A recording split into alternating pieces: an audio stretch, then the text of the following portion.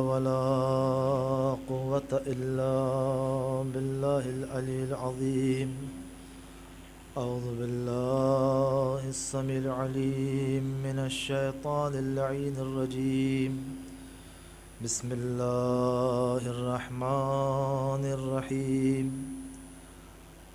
الحمد لله الذي لا يبلغ مدحته القائلون ولا يحصي نعمه العادون ولا يؤدي حقه المجتهدون الذي ليس لصفته حد محدود ولا نعت موجود ولا عجل ممدود. فطر الخلائق بقدرته ونشر الرياح برحمته وابتدى بصخور ميدان أرضه. الصلاة والسلام على سيد الأشرف الأنبياء والمرسلين وخاتم النبيين ومولانا مقتدانا وهادينا أبي القاسم محمد وعلى آل بيته الطيبين الطاهرين المعصومين المظلومين المنتخبين المنتجبين ولعنة الله على أعدائهم أجمعين من ليلنا هذا إلى قيام يوم الدين. أما بعد فقد قال إمام حسن عسكري عليه السلام: نحن حجج الله على خلقه وجدتنا فاطمة حجة الله علينا. صلاة محمد وعلى محمد.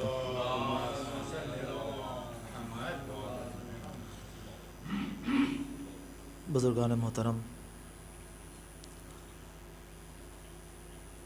یہ توفیق پروردگار کہ جو اللہ نے ہمیں عطا کی کہ ہم اس فرش اعضا پر آئے اور ذکر سیدہ سنیں. یقیناً ذات سیدہ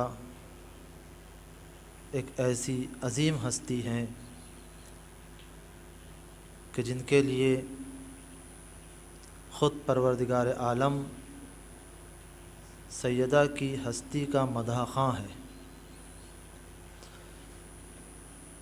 اس اعتبار سے ہم دیکھیں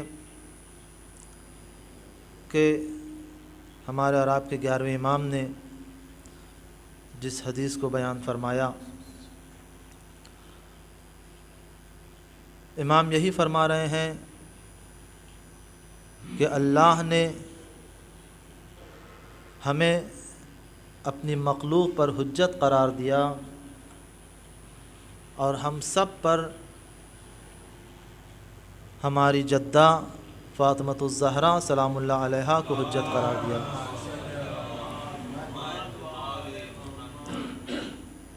یہ ایک عظیم گوشہ فضیلت ہے کہ جسے امام اپنے چند لفظوں میں بیان فرما رہے ہیں. مختصر سی حدیث ہے، لیکن اگر ہم حجت کے معنی سمجھ جائیں، امام اور ائمہ کے کمالات کو سمجھ جائیں، تب ہمیں اس بات کا احساس ہوگا کہ امام کیا فرما رہے ہیں.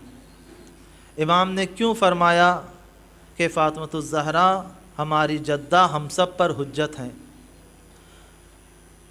سب سے پہلی چیز یہ ہے کہ ہمیں اگر کسی کی شخصیت کو جاننا ہے یا پہچاننا ہے یا معلوم کرنا ہے تو اس کے نام کے ذریعے، اس کے القاب کے ذریعے ہم یہ دیکھیں کہ سیدہ کیا ہیں، سیدہ کون ہے. تو سب سے پہلے ہمیں اللہ مدح خان سیدہ نظر آتا ہے کہ اللہ جناب سیدہ کی مدح کر رہا ہے، ان کے فضائل کو بیان کر رہا ہے. کبھی آیت تطہیر کی چادر کو اڑھا رہا ہے کہ دیکھو سیدہ وہ ہیں کہ جس کے لیے آیت تطہیر استقبال کر رہی ہے۔ جب ان کی صداقت کو پیش کرنا ہوا تو ایک مرتبہ آیت مبائلہ آگے بڑھی کہ دیکھو صدیقہ کی صداقت قرآن سے کس طریقے سے بیان کی جا رہی ہے، اور ان کی سخاوت کو پیش کرنا ہوا تو پورا سورہ حل عطا آ گیا۔ اس طریقے سے پروردگار عالم نے بہت ساری آیتوں کے ذریعے سے، سورہ کے ذریعے سے جناب سیدہ کی مدح کی ہے۔ اگر ہم اس بات کا اندازہ ہو جائے کہ پروردگار عالم خود مدح خوان سیدہ ہے تو سیدہ کی کیا عظمت ہوگی۔ پروردگار عالم کے بعد جب ہم دیکھتے ہیں کہ پیغمبر اسلام کس طریقے سے مدح خوان سیدہ ہیں اور جناب سیدہ کی عظمت کو بیان کر رہے ہیں، تو ہمیں یہی نظر آتا ہے کہ جناب پیغمبر اسلام فرما رہے ہیں فاطمہ تو بضعۃ منی، فاطمہ میرا حصہ ہے، من آذاہا فقط آذانی، جس نے اسے اذیت پہنچائی گویا اس نے مجھے اذیت پہنچائی۔ یہ مدح سیدہ ہے۔ پھر پیغمبر نے فرمایا کہ جس سے فاطمہ راضی ہوتی ہیں اس سے خدا راضی ہوتا ہے، جس سے فاطمہ غضبناک ہوتی ہیں اس سے خدا غضبناک ہو جاتا ہے۔ اس طریقے سے پیغمبر اسلام کی وہ تمام احادیث جس میں جناب سیدہ کی فضیلت کو بیان کیا جا رہا ہے، اور جہاں پر پیغمبر اسلام یہ بیان کر رہے ہیں کہ فاطمہ قرۃ عینی، ہمارے نور چشم ہیں، آنکھوں کی ٹھنڈک ہے فاطمہ، اور اس حد تک فرمایا کہ فاطمہ ام ابیہا، فاطمہ اپنے باپ کی ماں ہے، فاطمہ اپنے باپ کی ماں ہے۔ یہ پیغمبر اسلام فضیلت زہرا بیان کر رہے ہیں، تو اندازہ لگائیں کہ اس خاتون کی کیا عظمت ہوگی۔ اور پروردگار عالم کے بعد، پیغمبر اسلام کے بعد آپ دیکھیں کہ جب پیغمبر اسلام کے زمانے میں آیت یہ نازل ہوئی کہ دیکھو پیغمبر اسلام کو ان کے لقب سے پکارو اور کسی نام سے آواز نہ دو، کیونکہ بعض افراد ہوتے ہیں یا اپنی نزدیکی دکھانے کے لیے یا اپنے آپ کو بڑا بتانے کے لیے یا اور بھی کسی چیز کے لیے، جس کے پاس کچھ علم ہوتا ہے، کچھ حلم ہوتا ہے، کچھ فضیلت ہوتی ہے، تو اس کے سامنے بہت زیادہ کلوز ہونے کی کوشش کرتے ہیں یا اس سے تم تکار سے بات کرنے لگتے ہیں تاکہ لوگ دیکھ کے سمجھیں کہ یہ بھی ان کے ساتھ کے ہیں یا ان سے بزرگ ہیں۔ تو پیغمبر اسلام کے لیے خداوند عالم نے جب یہ حکم پیش کیا کہ اے لوگوں، پیغمبر اسلام کو ان کے القاب سے پکارو اور کسی نام سے نہ پکارو، تو پیغمبر اسلام کو یہ کہا گیا کہ ان کے القاب سے پکارو، تو جناب سیدہ آتی ہیں اور کہتی ہیں یا رسول اللہ۔ جب جناب سیدہ نے کہا تو پیغمبر اسلام فرماتے ہیں اے بیٹا فاطمہ، تم نے کیوں کہا یا رسول اللہ؟ کہا بابا آیت قرآنی ہے، یہ حکم پروردگار ہے، تو میں کیسے نہ کہتی۔ رسول خدا کی آنکھوں میں آنسو آ گئے اور رسول خدا فرماتے ہیں کہ جب تم مجھے یا بتا کہتی ہو تو میں بھی خوش ہوتا ہوں، میرا خدا بھی خوش ہوتا ہے۔ یہ دوسرے لوگوں کے لیے ہے، لیکن تمہارے لیے یہ ہے کہ تم مجھے یا بتا کہہ کے پکارو، تم مجھے بابا کہہ کے پکارو۔ یہ ہے عظمت فاطمہ زہرا سلام اللہ علیہا۔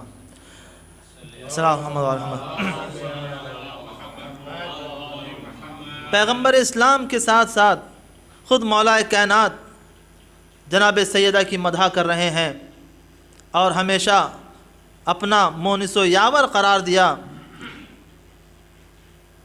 ہمیشہ اپنا مددگار پایا اور ان کی فضیلت کو بیان کرتے رہے۔ مولا امام کے بعد امام حسن علیہ السلام نے یہ دیکھا جہاں بھی ہوتے تھے وہ جناب فاطمہ زہرا سلام اللہ علیہا کا ذکر کیا کرتے تھے، اور تمام ائمہ فخر سے یہ کہتے تھے انا ابن فاطمہ، ہم فاطمہ کے بیٹے ہیں، ہم فاطمہ کے بیٹے ہیں، فخر سے کہا کرتے تھے۔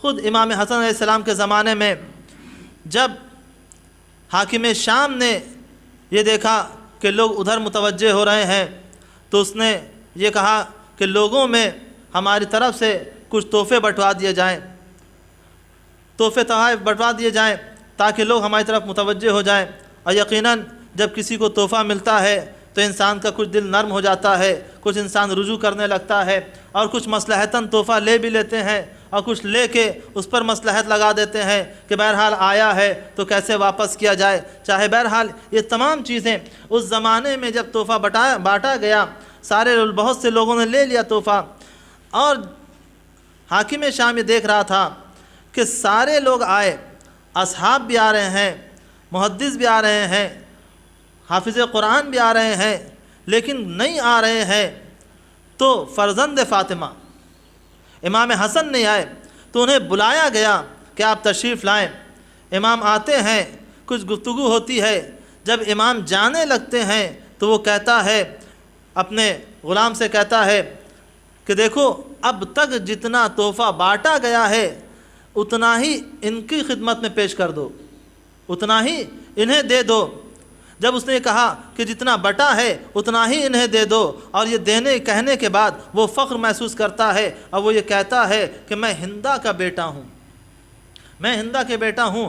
اسی اثنا میں ایک غلام تھا جس نے امام حسن علیہ السلام کی جوتیوں کو سیدھا کر دیا تھا۔ جیسے ہی امام حسن علیہ السلام کی جوتیوں کو سیدھا کیا تو امام نے فرمایا جو تو نے مجھے دیا ہے میں اسے عطا کرتا ہوں، میں اسے عطا کرتا ہوں۔ پھر امام فرماتے ہیں انا ابن فاطمہ، میں فاطمہ کا بیٹا ہوں۔ تو کس طریقے سے ائمہ علیہم السلام فخر محسوس کیا کرتے تھے کہ جب کہتے تھے انا ابن فاطمہ۔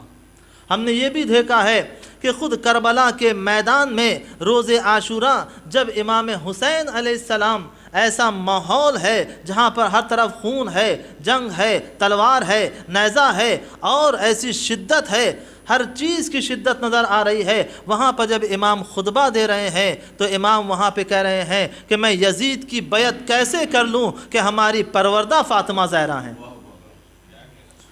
ہماری پروردہ فاطمہ زہرا ہیں۔ تو عزیزوں دیکھیں کس طریقے سے، کس فخریہ انداز میں ائمہ علیہم السلام اپنی جدہ کو یاد کر رہے ہیں، ہماری پروردہ فاطمہ زہرا ہے۔ تو اس سے اگر ہم نتیجہ حاصل کریں تو یقیناً ہر امام کے قول سے ہمارے لیے بہت سارے پیغام ہیں۔ پھر ہم نے یہ بھی دیکھا کہ چوتھے امام جب دربار شام میں تھے اور اس منبر سے خطبہ دے رہے تھے، اور خطبہ دیتے دیتے جب انہوں نے کہا ہے انا ابن فاطمہ، میں فاطمہ کا بیٹا ہوں، تو دربار میں ایک کوہرام برپا ہو گیا، ایک انقلاب آ گیا۔ کیوں؟ اس لیے جیسے انہوں نے کہا انا ابن فاطمہ، میں فاطمہ کا بیٹا ہوں، تو بیٹھنے والوں نے، دیکھنے والوں نے یہ کہا کہ یہ کس کا بیٹا ہے؟ کہا فاطمہ کا بیٹا۔ کہا فاطمہ کون؟ کہا جو رسول کی بیٹی تھی۔ اس طریقے سے معلوم ہوا کہ یزید اپنے پیغمبر کے نواسوں کو قتل کر رہا تھا، اور وہاں پر ایک انقلاب برپا ہو گیا اس اسم زہرا سے۔ اس کے بعد چھٹے امام کے زمانے میں ہم نے دیکھا کہ چھٹے امام فرماتے ہیں کہ اللہ کے نزدیک فاطمہ کے 9 نام ہیں، اللہ کے نزدیک فاطمہ کے 9 نام ہیں، اور ان 9 ناموں کو چھٹے امام نے گنایا ہے کہ یہ فلاں فلاں نام ہے۔ اللہ کے نزدیک کا مطلب کیا ہے؟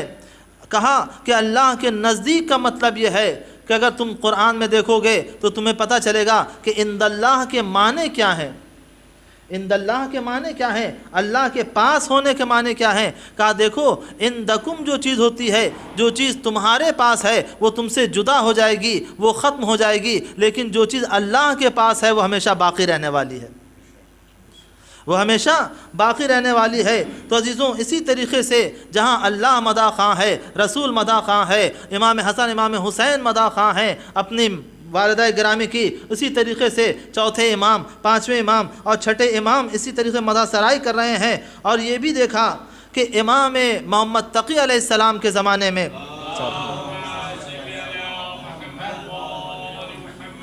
امام محمد تقی علیہ السلام کے زمانے میں ایک شخص ان کے پاس آتا ہے اور کہتا ہے کہ میں مکے کی طرف جا رہا ہوں، میں مکے کی طرف جا رہا ہوں، کیا میں آپ کے اجداد کی طرف سے یعنی ان کا نائب الزیارہ ہو سکتا ہوں، ان کی طرف سے زیارت کر سکتا ہوں، ان کی طرف سے طواف کر سکتا ہوں، ان کی طرف سے عمرہ و حج انجام دے سکتا ہوں؟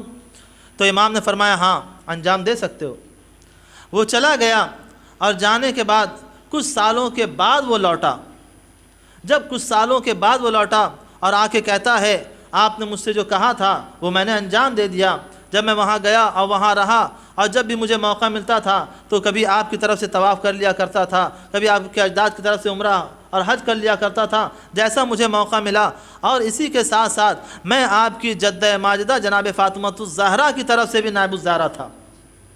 جیسے ہی اس نے یہ کہا تو امام نے کہا اکثر من ذالک، اکثر من ذالک، جو تم نے آخر میں کہا ہے اسے زیادہ سے زیادہ انجام دو، اسے زیادہ سے زیادہ انجام دو۔ تو عزیزوں ذرا اندازہ لگائے، جو بھی انسان جناب فاطمۃ الزہرا سلام اللہ علیہ کی طرف سے کام کو انجام دیتا ہے تو سارے ائمہ خوش ہوتے ہیں، سارے ائمہ خوش ہوتے ہیں۔ اب ہم ذرا اندازہ لگائیں، اگر ہم خلوص نیت کے ساتھ ایام عزائے فاطمیہ منا رہے ہیں تو یقیناً پیغمبر کا دل شاد ہوگا، علی کا دل شاد ہوگا اور ائمہ کا دل شاد ہوگا، خوش ہوگا کہ یہ ہمارے چاہنے والے ہماری جدہ کا غم منا رہے ہیں، ان کا ذکر کر رہے ہیں۔ پھر اسی کے ساتھ ہم نے دیکھا نوے امام سے جو زیارت مخصوص ہے وہ کیا ہے؟ نوے امام نے، کیونکہ زیارتیں جو ہیں وہ اکثر علماء نے بیان کی ہیں، کچھ ائمہ کی زیارت جو امام کی طرف سے منسوب ہے۔ نوے امام نے جناب فاطمۃ الزہرا سلام اللہ علیہ کے لیے صلاۃ محمد وعلی محمد جو زیارت بیان کی اور جو زیارت بتائی ہے وہ یہی ہے کہ یا ممتحنہ التی امتحنک، اور پوری زیارت ہے، بہت مختصر سی زیارت ہے جس کے لیے علماء نے بیان کیا، بتایا ہے کہ کامل الزیارہ میں اس زیارت کو پیش کیا گیا جو تقریباً 1000 سال پہلے لکھی گئی، اور شیخ مفید علیہ الرحمہ کے استاد جو تھے انہوں نے بھی اس کو بیان کیا۔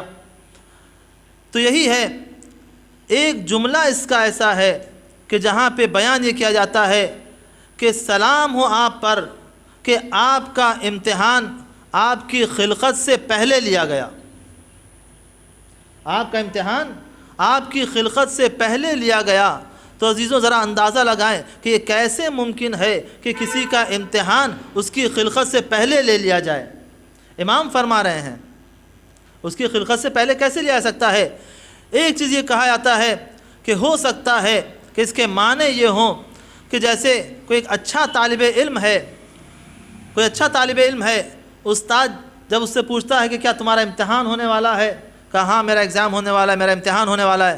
کہا تم تو پاس ہو، کیونکہ استاد جانتا ہے کہ اس کے اندر اتنی صلاحیت پائی جاتی ہے کہ جو بھی امتحان دے گا یہ پاس ہو جائے گا، یہ جو بھی امتحان دے گا یہ پاس ہو جائے گا۔ کہا تم تو پاس ہو۔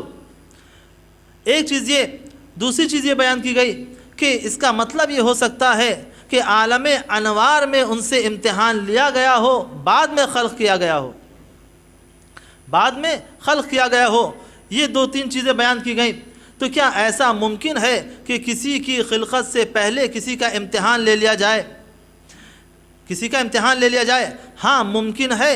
کئی جگہوں پر ایسا دیکھا گیا کہ جیسے امتحان لیا گیا، جناب اسماعیل نے خواب میں دیکھا، جناب ابراہیم نے خواب دیکھا کہ اسماعیل کو ذبح کر رہے ہیں، وہ امتحان تھا، وہ اپنے افعال کو انجام دینے سے پہلے قبول ہو گئے تھے، اپنے امتحان کو انجام دینے سے پہلے قبول ہو گئے تھے، اس لیے کیونکہ ان کی صدق نیت کو پروردگار عالم دیکھ رہا تھا کہ میں نے جو امتحان لیا ہے ان سے وہ اپنے عمل پہ پورے اتر رہے ہیں۔ تو یہ ایک چیز ہے کہ سلام ہو اس پر کہ جس کی خلقت سے پہلے اس کا امتحان لیا گیا ہو۔ جب پیغمبر اسلام کو معراج پہ بلایا گیا، معراج پہ کیوں بلایا گیا؟ کئی مقاصد، کئی ہدف بیان کیے گئے۔ ایک تو چیز یہ کہی گئی کہ جب پروردگار عالم نے پیغمبر اسلام کو معراج پہ بلایا کہ سبحان الذی اسری بعبدہ من المسجد الحرام الی المسجد الاقصی، کہ پاک و پاکیزہ ہے وہ ذات جو لے گئی اپنے بندے کو راتوں رات مسجد الحرام سے مسجد اقصی کی طرف۔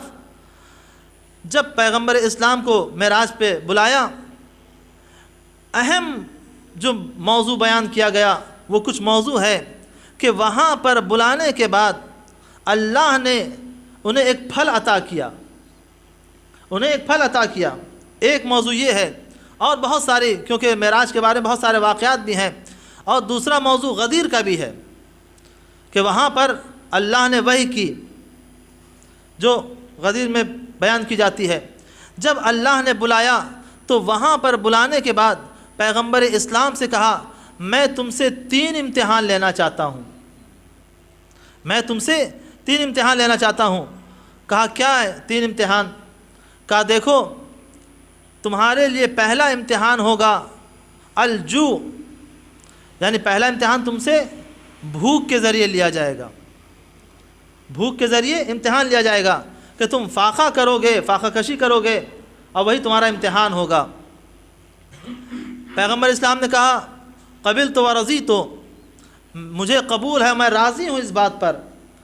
تو جب پیغمبر اسلام نے کہا قبلت و رضیت تو کہا کہ خداوند عالم نے یہ کہا کہ جب تم نے یہ کہا قبلت و رضیت تو اس کا مطلب تم اپنے امتحان میں کامیاب ہو۔ ابھی بھوک طاری نہیں ہوئی ہے، ابھی وہ منزل نہیں آئی ہے کہ پیغمبر اسلام فاقہ کریں، لیکن جہاں پر امتحان دیا گیا وہیں پر قبولیت کا درجہ بھی دے دیا گیا، وہیں پر قبولیت کا درجہ بھی دے دیا گیا۔ یہ وقت کب آتا ہے کہ جب پیغمبر اسلام شیب ابو طالب میں آتے ہیں، بعثت کے 3 سال کے بعد جب شیب ابو طالب میں آئے تب یہ امتحان شروع ہوتا ہے۔ تو امتحان ہونے سے پہلے جو قبول ہو گیا ہو، امتحان ہونے سے پہلے جو قبول ہو گیا ہو، تو اسی لیے امام فرماتے ہیں کہ ہماری جدہ وہ ہیں کہ جن کی خلقت سے پہلے ان کا امتحان لیا گیا، جن کی خلقت سے پہلے ان کا امتحان لیا گیا۔ تو عزیزوں پیغمبر اسلام معراج پہ گئے اور اللہ کو عظمت زہرا بتانا تھا کہ دیکھو ہم ایک ایسا تحفہ دینے والے ہیں کہ جس کے درمیان، کہ ہمارے پیغمبر کے درمیان کوئی اور نہیں ہو سکتا۔ ہم نے جو بھی بھیجا ہے جبریل کے ذریعے بھیجا ہے، جو بھی وحی کی جبریل کے ذریعے کی، لیکن یہ تحفہ خاص ہے کہ صرف ہم ہوں گے اور ہمارا حبیب ہوگا، تاکہ زہرا کی قداست کا اندازہ لگایا جا سکے کہ زہرا کتنی مقدسہ ہیں، کہ پروردگار عالم یہ نہیں چاہتا کہ جس تحفے کو ہم پیغمبر کو دینا چاہتے ہوں وہ کسی فرشتے کے ذریعے پہنچائے۔ صلی اللہ محمد وعلی محمد۔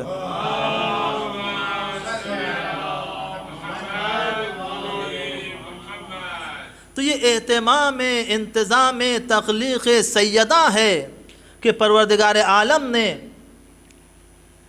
سیدہ کو جو سبب بنایا، جس چیز کو سبب بنایا وہ سیب جنت تھا، سیب جنت تھا، اور جو آغوش دی وہ آغوش رسالت تھی۔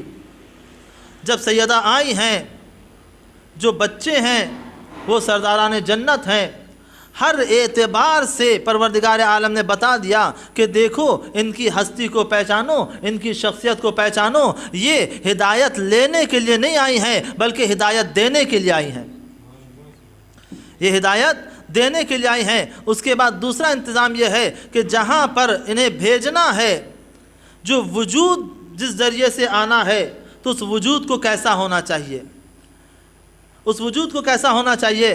کہا 2 وجود مقدس ترین وجود ہیں، ایک پیغمبر اسلام کا وجود اور ایک جناب ختیجہ کا وجود، ایک پیغمبر اسلام ہے، ایک جناب ختیجہ ہیں، تاکہ دنیا دیکھ لے کہ جب پروردگار عالم کسی کو خاص کو بھیجنا چاہتا ہے تو اس کے لیے ویسے انتظام کرتا ہے کہ وہ ہر طریقے سے پاک و پاکیزہ ہو، ہر اعتبار سے پاک و پاکیزہ ہو، ایسا کردار ہو اس کا کہ جس کے کردار کو سلام کیا جائے، جس کے کردار کو سلام کیا جائے۔ ایک پیغمبر اسلام ہے اور ایک جناب ختیجہ ہیں، تو ہمارا سلام ہو پاکیزگی کردار جناب ختیجہ پر کہ جناب ختیجہ نے بتا دیا کہ دیکھو میں نے انتخاب ہمسری میں کس نظریے کو اپنایا ہے، میں نے انتخاب ہمسری میں کس نظریے کو اپنایا ہے۔ ہم جسے اپنا کفو سمجھ رہے ہیں، ہم نے کیا دیکھا؟ وہ یتیم عبداللہ تھے، عرب کی رسموں میں جو غریب ہوتا تھا، جو یتیم ہوتا تھا، جو نادار ہوتا تھا، لوگ اس کی طرف توجہ نہیں کرتے تھے، اور آج بھی ہر دور میں ہر جگہ پہ ایسا پایا جاتا ہے کہ انسان انتخاب ہمسری میں یہ دیکھتا ہے کہ دولت ہے کہ نہیں، گھر ہے کہ نہیں، گاڑی ہے کہ نہیں، مال و منال ہے کہ نہیں، صورت و شکل ہے کہ نہیں، جاہ و جلال ہے کہ نہیں، سیاست میں کوئی پکڑ ہے کہ نہیں، سماجی شخصیت ہے کہ نہیں، یہ تمام چیزوں کو انسان مد نظر رکھتا ہے، لیکن اسلام نے جس چیز کو مد نظر رکھنے کے لیے کہا ہے اسے چھوڑ دیتا ہے۔ اسلام نے کہا کہ دیکھو مومن ہے کہ نہیں، با اخلاق ہے کہ نہیں، مومن ہے کہ نہیں، با اخلاق ہے کہ نہیں۔ ہو سکتا ہے اس کے پاس ساری چیزیں پائی جاتی ہوں، اگر با اخلاق نہیں ہوگا تو اس کے ساتھ رہنے والا بھی پریشان رہے گا، اس کے ساتھ رہنے والا بھی پریشان رہے گا۔ تو جناب ختیجہ نے تمام رسموں کو توڑ کر ایک یتیم عبداللہ کو اپنی ہمسری کے لیے انتخاب کیا۔ نہ شکل و صورت دیکھی، نہ مال و منال دیکھا، نہ جہیز و خاندان دیکھا، کچھ نہیں، کیونکہ باکردار ہیں، باکردار ہیں۔ ایسی وجود سے جو اولاد وجود میں آتی ہے وہ تربیت پاتی ہے۔ پروردگار عالم نے بتا دیا کہ دیکھو اپنے اولاد کو اگر وجود میں لانا ہے تو پہلے ایسا ماحول بنا لو، ایسا پاکیزگی کا ماحول بنا لو تاکہ حرام و حلال کو سمجھ سکو۔ جب تم ایسا ماحول بنا لو گے اور اس ماحول میں اپنی اولاد کی تربیت کرو گے تو یقیناً تمہاری اولاد بھی تمہارے لیے نیک نام کہلائے گی، بدنام نہ کروائے گی، تمہیں بدنام نہ کرائے گی۔ تو یہ ماحول پروردگار عالم کا اور یہ انتظام پروردگار عالم کا کہ جہاں پر جناب ختیجہ نے بتایا کہ دیکھو دنیاوی رسم کیا ہے اور اسلام کیا ہے، حقیقت دین کیا ہے۔ آج ہم دیکھتے ہیں کہ ہمارے سامنے جب کوئی شادی ہوتی ہے یا جب کوئی ایسا مسئلہ آتا ہے تو بہت طریقے سے انسان گفتگو کرتا ہے۔ پہلے یہ کہا جاتا ہے، اگر شادی میں آپ نے بھی دیکھا ہوگا کہ مجھے کچھ نہیں چاہیے، مجھے کچھ نہیں چاہیے، بس میں لڑکی کو ایک کپڑے میں لے آؤں گا، جیسا آج کل کا ماحول ہے اور جیسا سماج میں پایا جاتا ہے۔ اس کے بعد یہ ہوتا ہے اگر جہیز دے دیا تو بہت کم دیا، اور اگر نہیں دیا تو کچھ دیا ہی نہیں، کچھ دیا ہی نہیں۔ اس کے بعد تمام طریقے کے طنز و طعنے اور بھی اسی طریقے کی بہت ساری چیزیں۔ یہی وجہ ہے کہ آج ہمارے سماج میں بہت ساری لڑکیاں بھی بیٹھی ہیں، بہت سارے لڑکے بھی بیٹھے ہیں جن کے شادی کا اس اعتبار سے کوئی انتظام نہیں ہے۔ جناب ختیجۃ الکبریٰ نے ان تمام رسموں کو توڑ کے بتایا کہ دیکھو اگر تم پاکیزہ ماحول بناؤ گے تو یقیناً تمہارا صحن خانہ ان افراد کی رہنے کی جگہ بن جائے گی جو افراد جنت کے باشندے ہیں، جو افراد جنت کے باشندے ہیں۔ یقیناً صحن خانہ ایسا بن گیا تھا کہ جنت کے باشندے بھی اس صحن خانہ میں آتے تھے، کبھی چکی چلاتے تھے، کبھی جھولا جھولاتے تھے۔ صلوات محمد والے محمد۔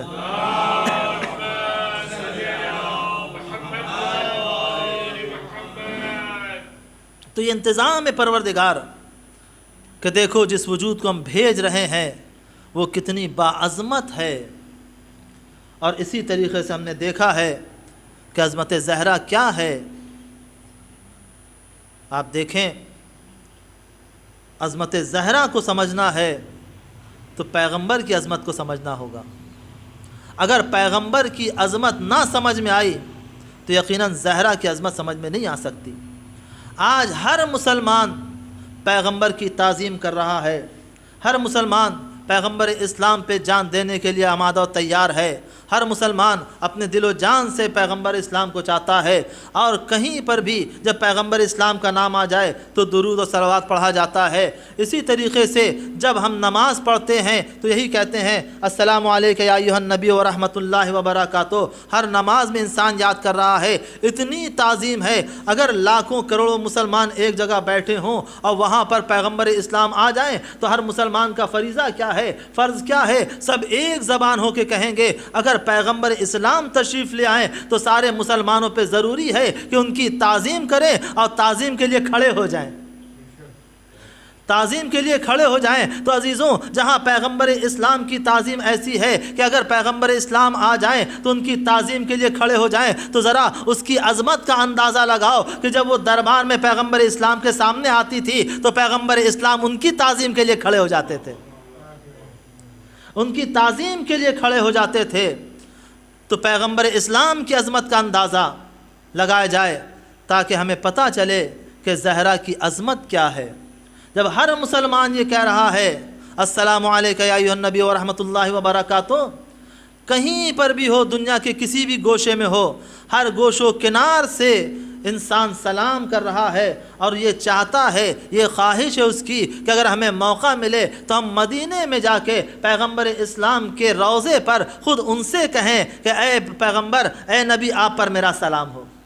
ہر مسلمان یہ چاہتا ہے کہ ہم در پیغمبر پہ جائیں اور جانے کے بعد در پیغمبر سے نزدیک سے سلام کریں۔ کیوں؟ کیا اگر دور سے سلام کیا جائے تو کیا سلام نہیں پہنچے گا؟ نہیں، سلام پہنچتا ہے، سلام جاتا ہے اور وہ جواب بھی دیتے ہیں، لیکن ہر انسان یہی چاہتا ہے کہ جتنا قریب ہو جائیں۔ اگر در پیغمبر پر پہنچ جائیں تو اس کی کیا بات ہے، اس کی کتنی عظمت ہوگی کہ انسان در پیغمبر پہ پہنچنے کے بعد وہاں سے سلام کر رہا ہے۔ تو عزیزوں، جس در پہ پہنچنے کے بعد انسان اپنے آپ کو باعظمت سمجھتا ہے اور یا چاہتا یہ ہے کہ وہاں پہ جا کر پیغمبر کو سلام کریں، وہاں پہ جا کر پیغمبر کو سلام کریں۔ تو عزیزوں، اگر انسان اپنے آپ کو باعظمت سمجھتا ہے اس وقت کہ ہم در پیغمبر پہ جائیں اور وہاں پر پیغمبر کو سلام کریں تو اپنے کو باعظمت سمجھتا ہے۔ ذرا اس در کا اندازہ لگائیے، اس در کی عظمت کا اندازہ لگائیے جس در پہ پیغمبر آ کے سلام کیا کرتے تھے۔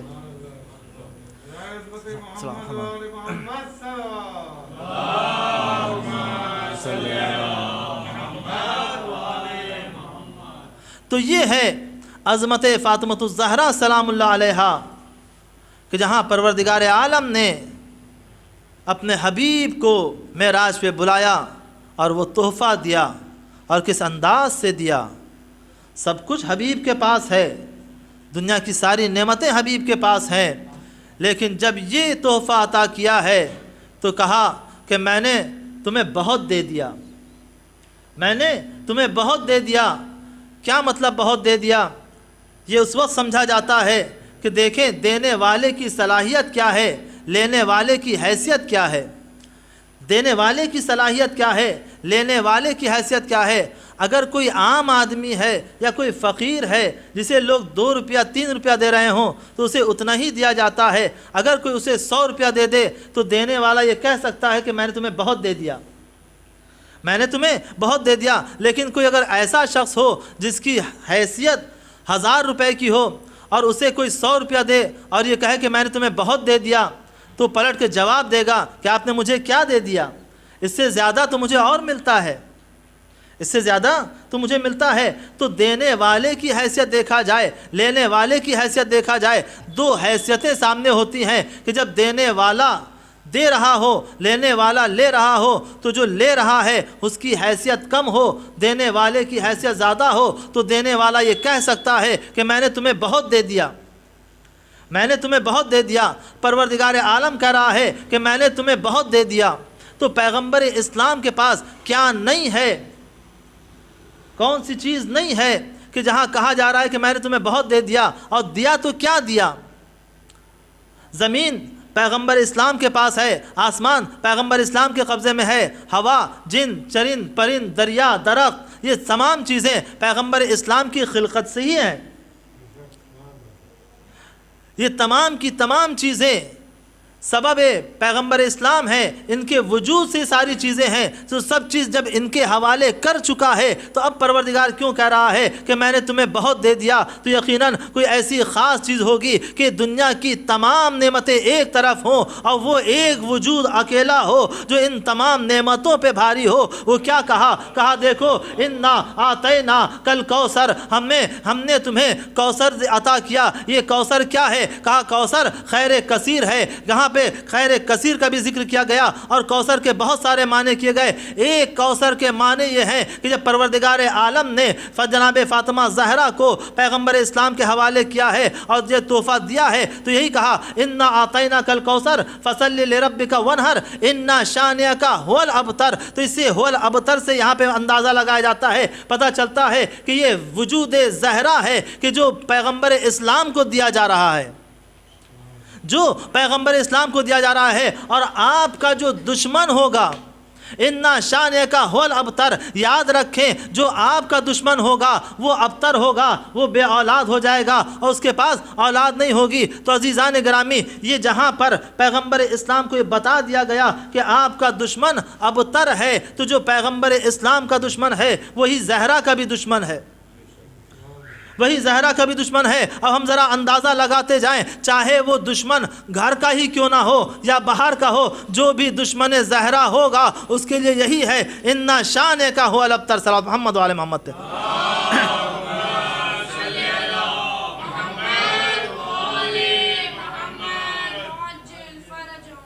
تو پیغمبر اسلام کو جب معراج پہ بلایا گیا اور یہ تحفہ دیا گیا جس کی عظمت کا ہم اندازہ نہیں لگا سکتے، اور پروردگار عالم نے یہی کہا کہ میں تم سے 3 امتحان لوں گا، ایک بھوک کے ذریعے اور دوسرا امتحان پروردگار عالم نے جب پیغمبر اسلام کو کہا کہ میں تمہیں نبوت عطا کر رہا ہوں اور اس نبوت کے ذریعے سے تم جو تبلیغ کرو گے جو اس کا تمہیں اجر ملے گا، کیا تم راضی ہو؟ کہا ہاں۔ پھر تیسرا امتحان خدا کہتا ہے کہ ایک امتحان تم سے لیا جائے گا۔ وہ امتحان کیا؟ وہ امتحان یہ ہے کہ تمہارے بھائی علی کی شہادت ہوگی، علی کی شہادت ہوگی، اور تمہاری بیٹی زہرا پر ظلم کے پہاڑ توڑے جائیں گے، تمہارے نواسے حسن و حسین شہید کر دیے جائیں گے۔ جب 2 چیزوں کے بارے میں اللہ نے کہا تھا تو پیغمبر اسلام نے کہا تھا قبلت و رضیت، مجھے قبول ہے میں راضی ہوں۔ جب یہ تیسری چیز کہی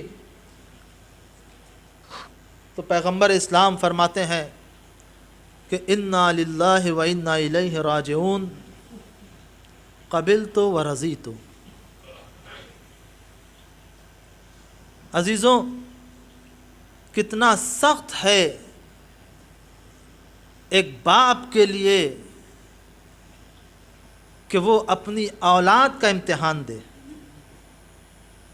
اپنی اولاد کا امتحان دے یا اپنے رشتہ داروں کا امتحان دے۔ یہ ذات پیغمبر ہے کہ جہاں پر پیغمبر اسلام نے بتایا انا للہ و انا الیہ راجعون قبلت و رضیت، مجھے قبول ہے میں راضی ہوں۔ یہ امتحان معراج کی منزل پہ ہوا، اور وہاں پر جب قبولیت کا اعلان ہو گیا تو سارے امتحان بعد میں پیش آئے کہ جہاں پر اللہ کی طرف سے آئے ہوئے حجتوں نے ہر امتحان کو دیا اور کبھی پروردگار عالم سے شکوہ نہیں کیا۔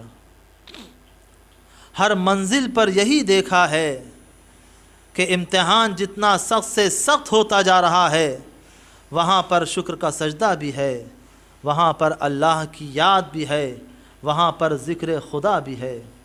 اللہ اکبر۔ یہ تیسرا ایک امتحان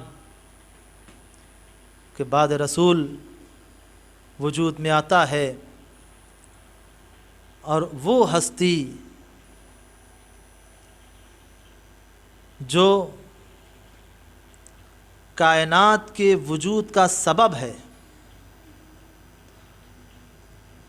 کائنات کے وجود کا سبب حضرت زہرا ہیں۔ کیوں؟ اس لیے وجود کا سبب ہے کائنات کی کہ کائنات اس وقت تک باقی ہے جب تک اس کائنات میں کوئی حجت باقی ہے، جب تک اس کائنات میں کوئی حجت باقی ہے، اور حجت زہرا کے سبب سے باقی ہے۔ اگر زہرا نہ ہوتی تو آج کوئی دنیا میں حجت نہ ہوتی۔ تو عزیزوں، کائنات کا وجود زہرا کے سبب سے ہے، لیکن جس بی بی کی اتنی عظمت ہے، جس کے لیے پیغمبر نے یہی کہا تھا کہ دیکھو ہم تم سے کچھ نہیں چاہتے ہیں، بس یہ چاہتے ہیں کہ تم ہمارے قرابت داروں سے محبت کرو، ہمارے قرابت داروں سے مودت اختیار کرو۔ کیا ہم نے اجر رسالت ادا کر دیا کہ جو پیغمبر اسلام نے کہا تھا کہ قُلْ لَا أَسْأَلُكُمْ عَلَيْهِ أَجْرًا إِلَّا الْمَوَدَّةَ فِي الْقُرْبَى، ہمارے اقربا سے مودت اختیار کرو؟ کیا ہم نے اس اجرت کو ادا کیا ہے؟ نہیں، اجرت تو ادا کرنا دور کی بات ہے۔ ہم نے یہی دیکھا ہے کہ ابھی پیغمبر اسلام کی آنکھ بند ہوئی ہے اور جناب سیدہ پر وہ مظالم ڈھائے جا رہے ہیں، وہ مظالم ڈھائے گئے کہ جہاں پر جناب سیدہ مرثیہ پڑھ رہی ہیں، صبت علی مصائب لو انہا صبت الایام سرنا لیالیا۔ ہاں عزاداروں، یہ غم کے ایام ہیں، یہ مصیبت کے ایام ہیں، یہ یتیمی کے ایام ہیں، یہ بے سر و سامانی کے ایام ہیں۔ ہمیں کس طریقے سے قرار آئے کہ ہماری شہزادی اس دنیا سے جا رہی ہے۔ اللہ اکبر، وہ شب قریب آ رہی ہے کہ جہاں پر علی اپنے بچوں سے کہیں گے کہ دیکھو آواز بلند کر کے نہ رونا، کیونکہ سیدہ نے وصیت کی تھی نا، یا علی غسلنی لیلا، یا علی کفنی لیلا، یا علی دفنی لیلا۔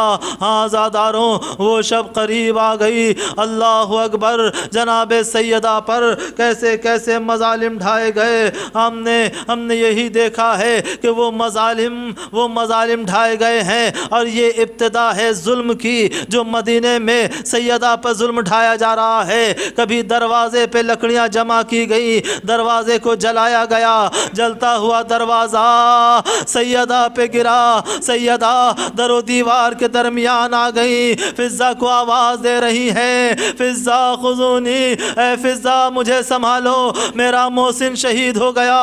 ہاں اللہ اللہ، وہی مدینے کی گلیاں ہیں جہاں پر امام حسن اور امام حسین دیکھ رہے ہیں کس طریقے سے مادر گرامی پہ ظلم ہو رہا ہے۔ اللہ اکبر، یہ ہمیں کربلا یاد دلاتی ہے کہ کربلا میں بھی بڑا ظلم ہوا، لیکن ہاں فرق کیا ہے کربلا کے ظلم میں اور مدینے کے ظلم میں؟ کربلا اور مدینے کے ظلم میں فرق یہ ہے کہ کربلا میں بچے مارے جا رہے تھے، ماں دیکھ رہی تھی، مدینے میں ماں پر ظلم ہو رہا تھا، بچے دیکھ رہے تھے۔ ماں پر ظلم ہو رہا تھا، بچے دیکھ رہے تھے۔ ہاں زاداروں، یہ کربلا کا آغاز ہو رہا ہے۔ اگر یہاں در نہ جلایا جاتا تو کربلا میں خیمے نہ جلائے جاتے، اگر یہاں دروازہ نہ گرایا جاتا تو وہاں تازیانے نہ لگائے جاتے، اگر یہاں قنفذ کا غلاف شمشیر سے زہرا پہ تازیانہ نہ پڑتا تو یقیناً وہاں زینب کی پشت تازیانوں سے زخمی نہ ہوتی، اگر یہاں محسن شہید نہ ہوتا تو وہاں 6 ماہ کے علی اصغر کے گلے پہ تیر نہ لگتا، اگر یہاں علی کے ہاتھوں میں رسن نہ باندھی جاتی تو یقیناً وہاں زین العابدین کے ہاتھوں میں ہتھکڑیاں نہ آتی۔ ہاں زاداروں، یہ مدینے کا ظلم کربلا کے ظلم کا آغاز ہے۔ اللہ اللہ، یہاں پر ایک ظلم اور ہوا کہ زہرا دربار میں گئی ہے، اور جانے کے بعد چند ساعتیں زہرا وہاں پر خطبہ دیتی ہیں، اپنے حق کو طلب کرتی ہیں اور کھڑی رہتی ہیں۔ اللہ اللہ، جب زہرا پیغمبر اسلام کے پاس آتی تھی، پیغمبر اسلام تعظیم کے لیے کھڑے ہو جاتے تھے۔ آج جب زہرا کھڑی ہے تو مسلمان اور دیکھ جاننے والے ہنس رہے ہیں، مسکرا رہے ہیں۔ اللہ اکبر، یہ کیسے ایسا ظلم ہے، اور اس کے بعد سب سے بڑا ظلم یہ ہے کہ صدیقہ طاہرہ سے یہ کہا جا رہا ہے کہ اگر آپ اپنا حق چاہتی ہیں تو گواہ لے کر آئیں، جسے گواہ لے کے جاتی ہیں اسے منع کر دیا جاتا ہے۔ ظلم پر ظلم ہو رہا ہے، اللہ اکبر۔ یہ سارے ظلم کو سہتے ہوئے سیدہ نے جب وصیت کی ہے نا تو یہ بھی وصیت کی ہے نا کہ مجھے رات کی تاریکی میں غسل دیجیے گا، مجھے رات کی تاریکی میں کفن پہنائیے گا۔ لیکن علی کو وصیت، صرف علی کو وصیت نہیں کی بلکہ جناب سیدہ نے جناب فضہ سے بھی وصیت کی ہے، امام حسن سے بھی وصیت کی ہے، امام حسین سے بھی وصیت کی ہے۔ ایک وقت وہ آتا ہے کہ جناب سیدہ جناب زینب کو دیکھ رہی ہیں اور دیکھنے کے بعد آواز دیتی ہیں، اے میری لال زینب ذرا میرے قریب آ جاؤ۔ اللہ اللہ، زینب قریب آئی، آواز دی، اے زینب اے زینب ذرا فلاں صندوق اٹھا دو۔ اللہ اللہ، یہ کیسے ممکن ہے ایک ماں 5 یا 6 ساڑھے 5 سال کی بچی سے کہے کہ اس صندوق کو اٹھا دو؟ لیکن کیوں کہا سیدہ نے؟ اس لیے کہ سیدہ کے بازو پہ قنفذ کے تازیانے سے ورم آ چکا تھا۔ جب سیدہ نماز پڑھتی تھی تو ایک ہاتھ اپنے پہلو پہ ہوتا تھا، اللہ اکبر، پسلیاں چور ہو چکی تھی۔ جناب زینب سے کہا، اے زینب ذرا اس صندوق کو اٹھانا۔ جناب زینب نے صندوق کو اٹھایا، کہا اس صندوق کو کھولو۔ جناب زینب نے صندوق کو کھولا، کیا دیکھا؟ صندوق میں کچھ کفن رکھے ہیں۔ جناب سیدہ کہتی ہیں، یہ کفن دینا۔ ایک کفن دیا، کہا دیکھو یہ میرا کفن ہے، جب میں اس دنیا سے رخصت ہو جاؤں، جب میں اس دنیا سے چلی جاؤں تو اپنے بابا کو دینا۔ کہا اماں نے یہ کفن دیا تھا۔ جناب زینب پہ کیا گزر گئی ہوگی کہ ایک ماں، ایسی ماں جو اپنا کفن دے رہی ہو اور وصیت کر رہی ہو، اس کے بعد جناب زینب سے کہتی ہے، اے زینب وہ کفن اٹھانا۔ کہا دیکھو یہ کفن تمہارے بابا کے لیے ہے، جب تمہارے بابا اس دنیا سے رخصت ہوں گے تو میں اس دنیا میں نہ رہوں گی، میری طرف سے یہ تم کفن دے دینا۔ اس کے بعد ایک کفن تھا، اس میں ایک کفن جیسے اٹھایا، کہا دیکھو یہ تمہارے بھیا حسن کا کفن ہے۔ اے زینب جب بھیا حسن اس دنیا سے رخصت ہو رہا ہو تو تم میری طرف سے کفن دے دینا، میں اس دنیا میں نہ ہوں گی۔ اللہ اکبر۔ اب جو جناب زینب نے امام حسن کا کفن رکھا ہے، اب جناب زینب کبھی صندوق کو دیکھتی ہے، کبھی چہرے سیدہ کو دیکھتی ہے، صندوق خالی ہے، صندوق میں کوئی کفن نہیں۔ کہ اماں بھیا حسین کا کفن کہاں ہے؟ کہ اے زینب، اے زینب میرا حسین کربلا کے میدان میں 3 دن کا بھوکا پیاسا مارا جائے گا، وہ بے گور و کفن ہوگا۔ اللہ اللہ، جب وقت عاشور آیا، جناب زینب ایک بلندی سے دیکھ رہی تھی، شمر سینے پہ سوار تھا، زینب آواز دے رہی تھی، اے پسر ساتھ تو کھڑا دیکھ رہا ہے، میرا ماجایا مارا جا رہا ہے، میرا ماجایا ذبح ہو رہا ہے۔ اللہ اکبر۔ جناب زینب کو حسین نے اشارہ کیا، اے بہن زینب خیمے میں جاؤ۔ حسین خیمے میں آئے، ادھر زینب کا خیمے میں آنا تھا کہ زمین کربلا لرزنے لگی، فرات کا پانی نیزوں اچھلنے لگا، منادی ندا دے رہا تھا، حسین قد قتل الحسین بکربلا ھذا دارو۔ زینب نے یہ منظر دیکھا، لیکن 11ویں محرم تھی، 11ویں محرم تھی، جب یزیروں کا قافلہ اس راستے سے گزرا ہے جہاں پہ شہداء کے لاشیں تھے۔ جناب زینب نے سید سجاد کے چہروں کو دیکھا، چہرے کا رنگ متغیر ہو رہا تھا۔ اے میرے لال اپنے کو سنبھالو، یہ تمہاری کیا حالت ہو رہی ہے؟ سید سجاد نے انہی جملوں کو دہرایا جو جناب فاطمہ کہہ رہی تھی، میرا حسین کربلا میں 3 دن کا بھوکا پیاسا مارا جائے گا۔ اے پھوپھی اماں، وہ بیٹا کتنا بد نصیب ہے جس کا باپ جلتے ریگستان میں، اس دشت میں بے گور و کفن ہو۔ اللہ اللہ، جب زینب کی نگاہ اپنے ماجائے حسین پہ پڑی ہے، ایک مرثیہ پڑا، یا